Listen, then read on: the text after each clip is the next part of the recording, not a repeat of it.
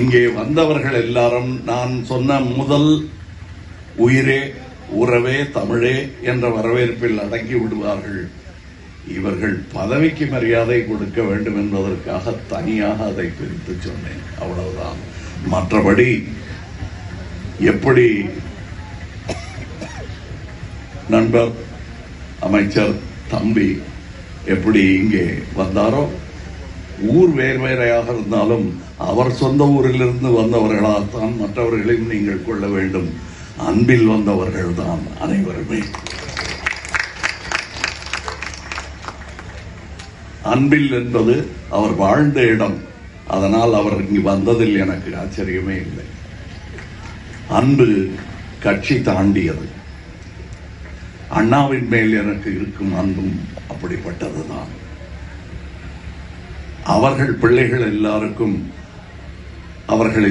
அவரிடம் கற்ற பிள்ளைகள் எல்லாருக்கும், அதை புரிந்து கொண்ட எல்லா பிள்ளைகளுக்கும் இதே குணாதிசயம் இருப்பதை நான் பார்த்திருக்கிறேன்.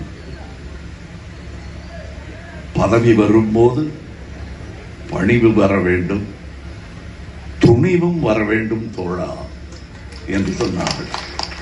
பணிவுக்காக துணிவை இழக்கும் சுயமரியாதையற்றவர்கள் அல்ல எங்கள் கூட்டம். இது அன்பில் வாழ்ந்தாலும் பணிவு தெரிந்தாலும் துணிவு மறக்காத கூட்டம். அந்த கூட்டத்தில் அவர் அமைச்சராக வந்ததை விட அதிகம் பெருமை எனக்கு அன்பில் வந்தார். என் தம்பியாக வந்தார். அப்படித்தான் எங்கள் உறவு. நான் இந்த அரசியல் நிலைப்பாடுகள் வெவ்வேறாக மாறி இருந்தாலும் இந்த அன்பு அப்படித்தான் இருந்திருக்கும் என்று நான் நம்புகிறேன். இங்கே வந்திருப்பது ஒரு இரங்கல் கூட்டத்திற்கு அல்ல, இது ஏற்றம் காணும் கூட்டம். இரங்கல் முடிந்து விட்டது. அவர் வாழ்ந்த நாட்களை நினைத்து பெருமிதம் கொண்டு அவரை ஏற்றி வைக்கும் கூட்டம் இந்த கூட்டம். நான் இரங்கல் கூட்டங்களுக்கு தாமதமாகத்தான் செல்வேன், அது தெரியும். என் காரணம், அந்த கூட்டத்தில் எல்லோரும் ஆறுதல் சொல்வார்கள், ஆனால் விம்மி விடைக்கும் அந்த சோகத்தை அடுத்த நாள் உணர்வார்கள். நான் எப்பொழுதும் ஒரு 3 நாள் தாமதமாக, 2 நாள் தாமதமாக வீடு வெறித்தோடி கிடக்கும் பொழுது நான் மட்டும் போவதையே பெருமையாக நினைப்பவன். அதற்கும் என் பகுத்தறிவுக்கும் நிறைய சம்பந்தம் இருக்கிறது.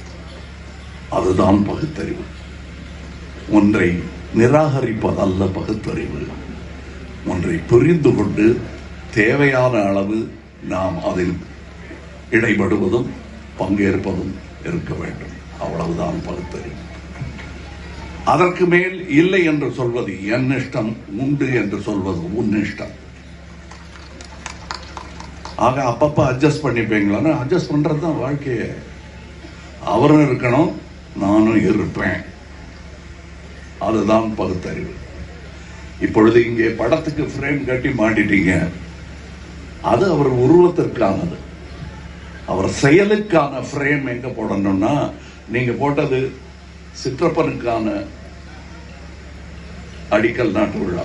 அது நான் இங்கே அவர் சொன்ன இடைச்சர்கள் போல் நானும் ஒரு இடைச்சர்கள் செய்ய கடமைப்பட்டிருக்கிறேன்.